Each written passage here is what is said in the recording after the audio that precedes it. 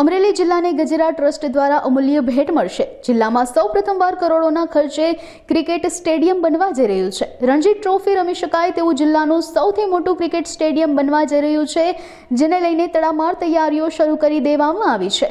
કુલ 9 વીઘા જમીનમાં વિશાળ ક્રિકેટ સ્ટેડિયમ બની રહ્યું છે, જેને લઈને ક્રિકેટ રસિકોમાં ભારે ઉત્સાહ જોવા મળી રહ્યો છે।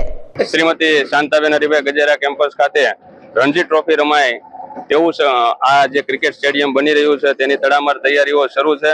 સંસ્થાના પ્રમુખ શ્રી વસંતભાઈ ગજેરા અને અશોકભાઈ ગજેરા જેઓએ આ ક્રિકેટ સ્ટેડિયમ માટે કરોડો રૂપિયા આપવાની જાહેરાત કરી અને ત્યારથી અત્યાર સુધીમાં ઘણું જ ડેવલપમેન્ટ થયું છે।